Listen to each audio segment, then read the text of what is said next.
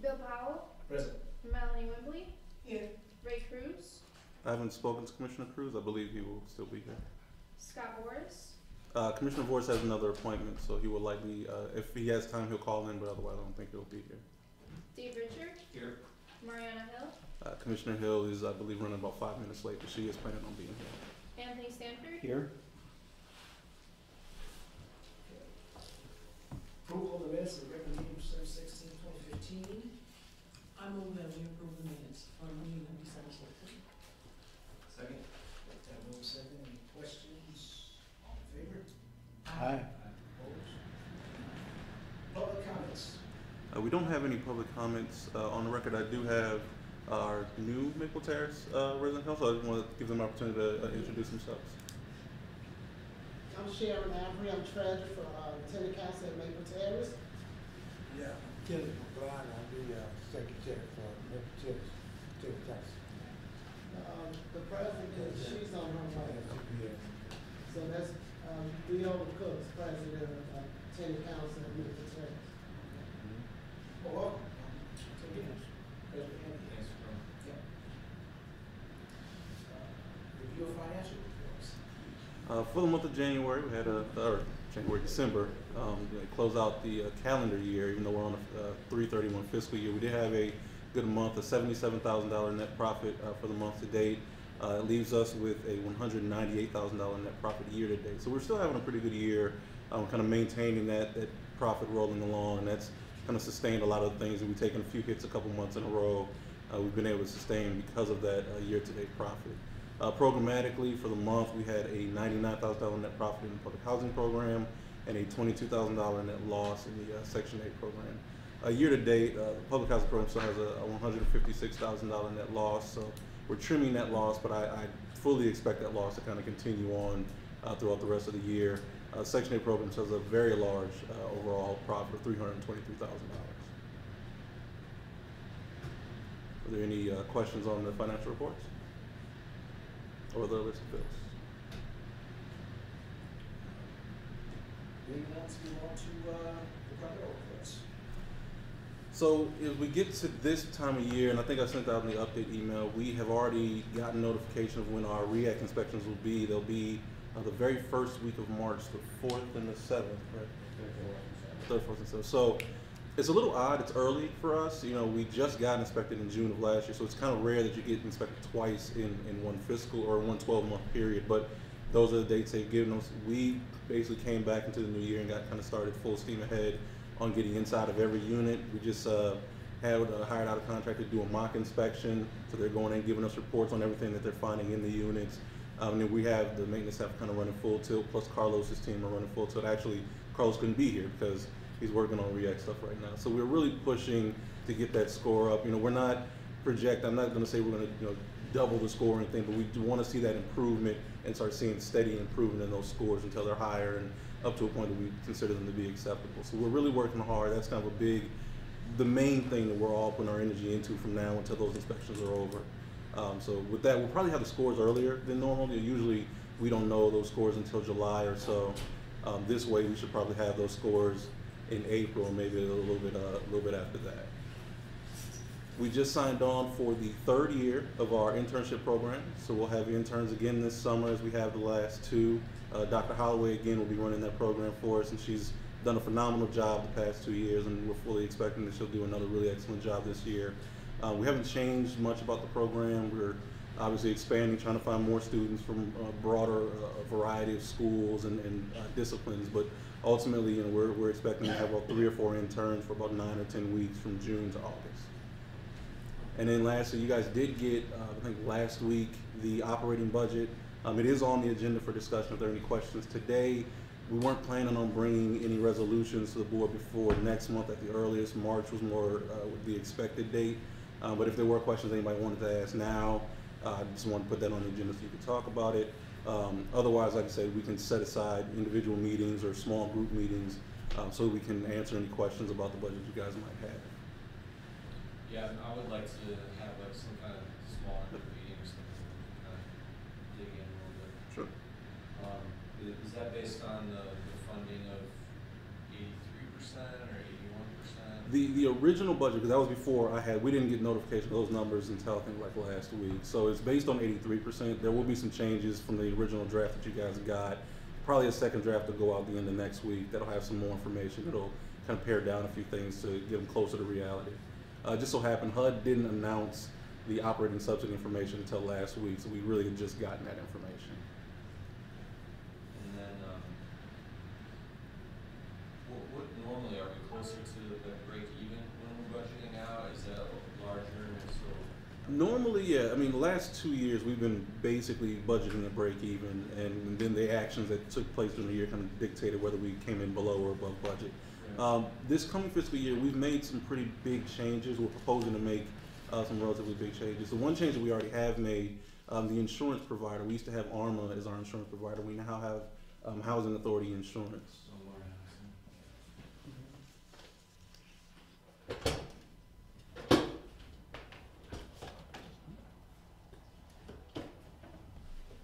The change from ARMA to Housing Authority Insurance almost cut our bill in half.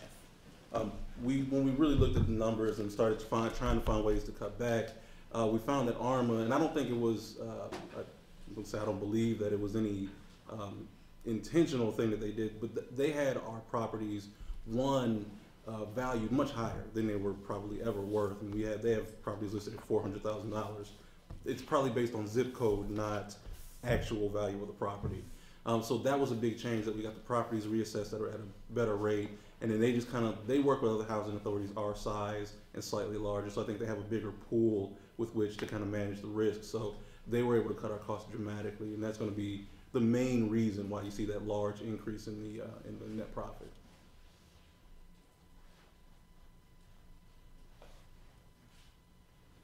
Any other questions? I'll send out an email so we can arrange those the smaller group meetings. Unless there are any questions on this bills, I apologize. No? Right. You have your waiting list numbers there. Your first one, public housing. We have 1185 currently on that list. Housing choice voucher, we have 164 current applicants. And for the project-based voucher, we have 292 applicants. Down towards the bottom, you see the different activities that are going on at the sites. A little bit of everything going on, from different church parties during the holidays, Centennial House Melody Club holding bingo over at Centennial. Grace Deliverance Church over at Maple Terrace, they're hosting services there now, and a couple different things going on over at Eastwood. You'll see down towards the bottom there, Occupancy Department has completed 3 more project-based voucher program lease-ups, and that's a total of 9 for the program since it started. And as Mr. Gregory mentioned, we're working on REACT stuff, property managers working on inspections, doing work orders, so we're working with Jimmy and Carlos and his teams to prepare for that. Any questions? Maria, the evictions, the worst 7, seems a little bit higher than normal. Is there like a reason for that? Just how it goes? Just a high month, to be honest with you. We aren't related, typically anything over $100. We'll try and work with the tenant. For some reason we can't, then we prepare them and refer them to the attorney. I believe a few of them were criminal activity as well.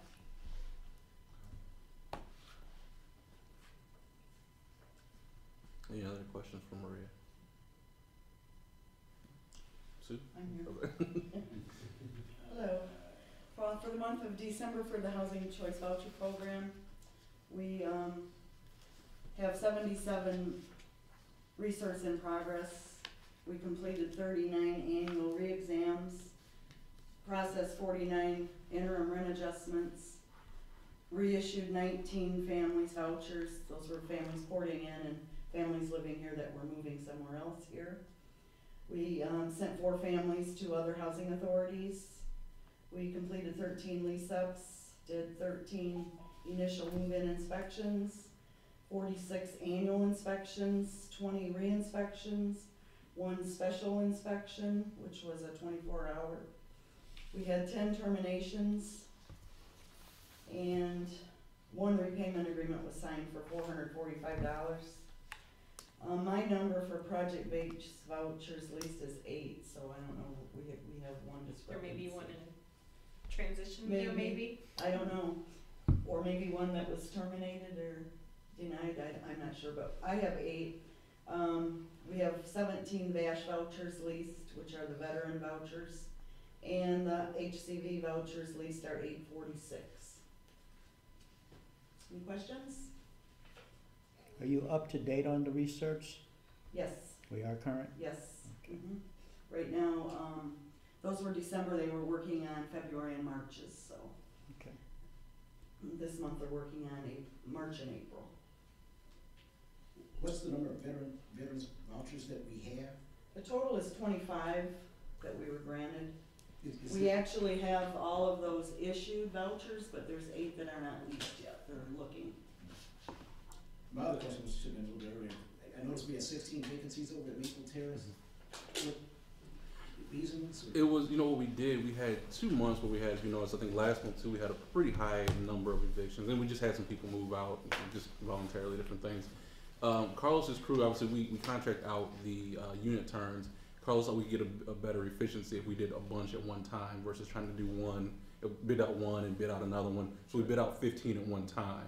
And so they've actually all been done now. As of today, I think we have like 1 or 2 that are available, so. And, the port outs, and is that, there's 4 port outs and 4 that got absorbed. Are those the same 4? No, the 4 that were ported out were families that we sent to housing authorities. The ones that were Oh, absorbed, right, okay, Yeah. gotcha. they So were do absorbed the- by other housing authorities. They are, Yeah, and that's typical? yes. They have the Always, or- option of absorbing or billing. Okay, and most of, is one or the other better for us if we're reporting out? It depends on how many vouchers you have and you need. If you need to get your numbers up, you wanna absorb. If not, you wanna bill, so.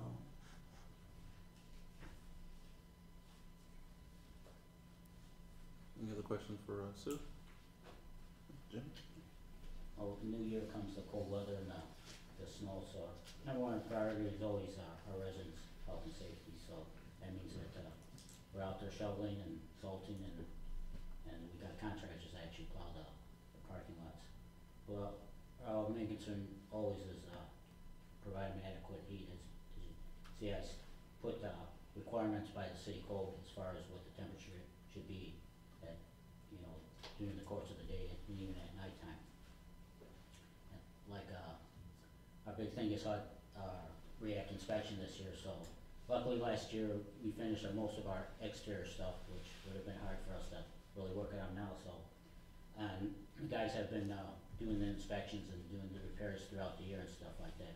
We've been working with the property managers as far as doing the inspections, and we're actually following up and doing we've got most of our repairs done, the major ones over at Centennial House and over at Maple Terrace. They just sent back a report from our mock inspector on health and safety issues, which are very few, and those have been corrected. So that's our main focus is right now. Did you say mock inspector? Mock, well, I don't know if that's a proper term, but, Really? Make So is believe. this someone in the agency? No. no, we Oh, hired, sorry. Yeah, you're good. no, yeah. It's somebody that we hired out, so, cause lots of times if we come and we see certain things all the time. When you got new, Fresh eyes. fresh eyes, you see certain things that, we've probably been overlooking, so that helps us a lot, so, like I said, most of the, I think they're over at Maple Terrace right now, finishing up, so they've been generating work orders and stuff, and the guys have been working really hard to make sure they get corrected. So is the mock inspector going in after maintenance and property managers, or, like after if the unit's like ready, or, and things have. Well, what they did, we actually, property managers and maintenance went in and we started doing some of the repairs, but we didn't quite get done with them, so when they came in afterwards and they're just basically checking over some of the work. That been Yeah, done is so that. and then we'll actually probably go back and follow up on some of the other ones, so the residents are be cooking us dinner pretty soon, stuff, but I'll tell you, the residents are really good about that. You know, we give them notice and stuff, and, you know, some residents need a little more attention and stuff like that, so we try to work with them. There's certain residents that you only can come at certain times, and the guys are really good, and the managers are really good about accommodating, so all in all, you know, we live and die by the residents here, so the cooperation we get, you know, really makes a big difference. Jimmy, was there any particular area that we were dinged on by REAC as it relates to inspections, or were they all over the place? It's mainly the exterior stuff like that, like tuck pointing, you know, lots of times the puddling water and stuff like that. Those things that, you know, we do put the downspouts in, we do put the splash guards, but by the time we do, lots of times they're missing, sometimes they're gone, stuff like that, but. Right. The interior stuff wasn't our very minimal things, like smoke detectors, and even those aren't really big things because they know that we put them in, put batteries in, and a couple days later they're down again. So, but like I said before, the residents have been really cooperative, so expect them. Now, did the residents know that we had this thing coming up in March, right? They know? Yeah, we sent out a agency-wide okay, notice. great. Okay. Thanks, Jimmy. Any other questions for Chuck?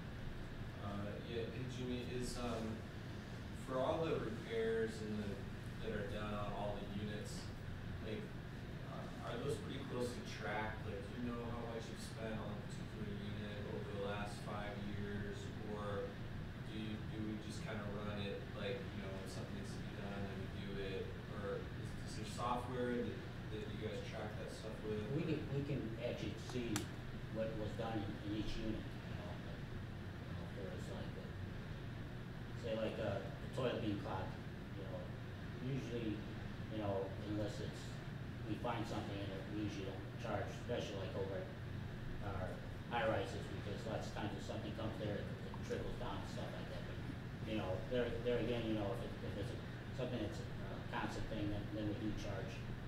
Is that what you're asking, or are you asking? Not so much. I just was curious, like, how closely we track, like, the, you know, money spent, the time spent, you know, materials, like, you know. We're able to, in the system, we have that reporting capability.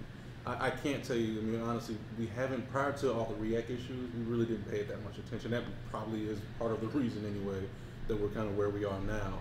And I'm honestly the person responsible for I'm the one who does the financials, so I'm the one who really looks at those reports. As part of when I go through and put together that monthly report summary that has kind of all 3 departments in it, I look at the work order report. That's where all that information comes from, but it also lists hours, you know, the work hours, materials costs, all those things are included in there. So we can track it. We've looked at it, like I said, more carefully now than we probably have in the past, but it is part of now the tracking process. The warehouse for supplies are usually stocked, so it's not as costly to buy one item. Yeah, no, we actually, Lenny does all of the purchases, and he's constantly maintaining the levels in the warehouse. So we do an inventory once a year to make sure that we're keeping track of everything, but all of that filters through the system. When we purchase something, it has to have a purchase order so that it gets tracked in the system, so that we know when we're low on an item, and you know, when something comes out, it all kind of gets moved around in the system. So you take any given, like they were saying, take any given apartment, type that apartment number in and say, let's see what 1660, you know, in the last 5 years, you know, what was needed and how much time had to be spent by maintenance and the money, and, you know, the parts or whatever needed to be replaced. And so that is doable to generate a report. You're fine now.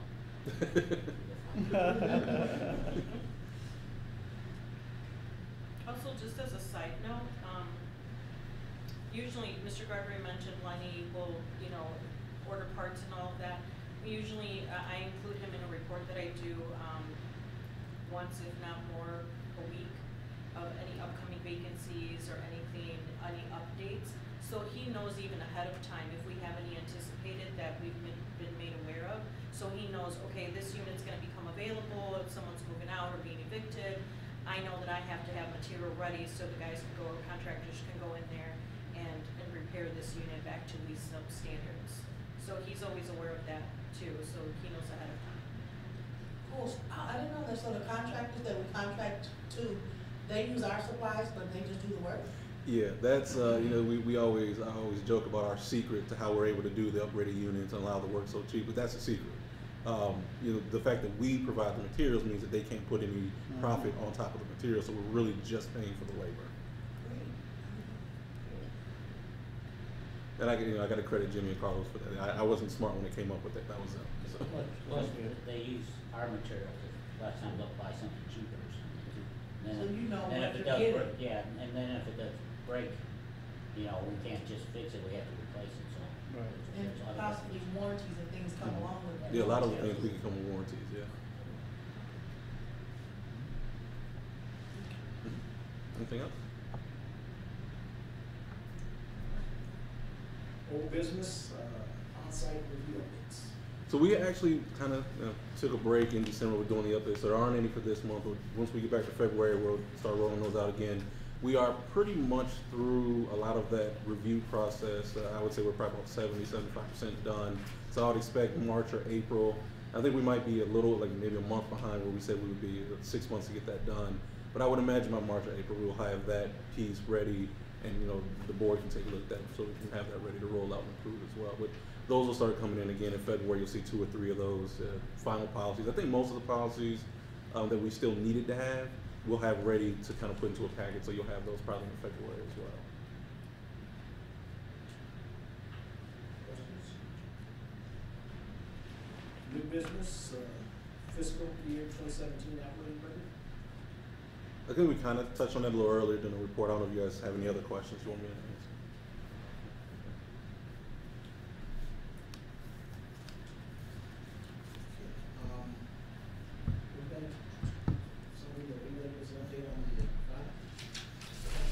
Yeah, I can, want to just, so, again, well, I'll just talk to you two. But it was, What's your home again? okay, Mariana, Tony, and myself. Oh, okay. Yeah, so we were well represented there. And, discussing the updates too. I think, I kind of gave a little bit more detail in what, I kind of handed out, and there's a lot over a 3-day period that is just like a hose, like a fire hose, of information. So, there are some things in there that, I want to get more clarification with Keith on and things like that. I think overall, a couple of things that I came away with were, coming up with like overall strategy and like long-term planning type of stuff, and kind of getting our brains around some of the issues, that are going on that affect not the day-to-day stuff, but like long-term direction and vision, which I think is our role. It might be good if we all kind of have some kind of board retreat, not that we have to go anywhere, it has to be like 2 or 3 days or anything, but like, an afternoon where we can kind of all get our opinions out there and talk more about kind of, what kind of we think and what we want to do, and, some of the larger issues that we have going on. And, I talked to, executive director there, and he said that they've done that before with their agency and things like that. So, I just wanted to throw that out there, that I think that would probably be a good idea, moving forward. They had a night about there's a kind of a night and a morning about this Rethink initiative, which is why housing matters. And if you go to rethinkhousing.org, they have kind of a whole promotional campaign going on about public housing, some success stories, and there's a movie that they have. Who's the lady? Oh, Jewel. Is that who it is? Jewel, the entertainer Jewel. Yeah, so, who grew up in public housing, and she kind of, speaks to her experiences and things like that. And that movie, they're actually taking this around the country to agencies that want it. So it could be something that we could bring to Aurora. There could be some, kind of, opportunity for good, positive press. They could show the movie somewhere at a theater, and they come and do the whole thing. It's all, I think, at no cost to the agency as long as you get approved. So, Keith, you want to look into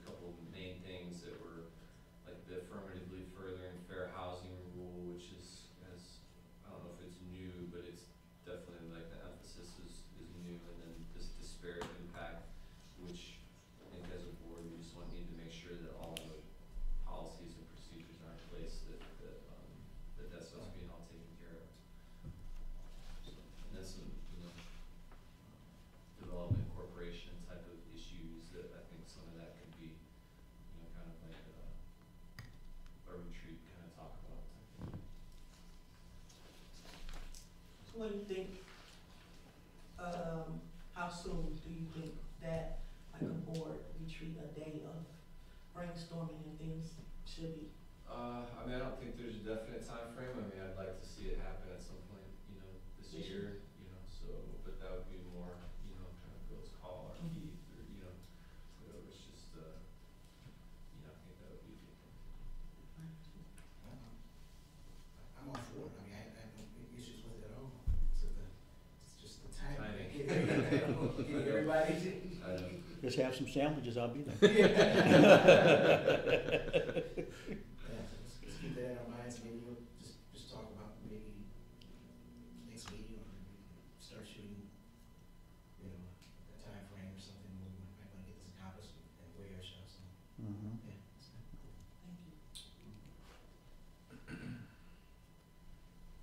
Any other? Okay.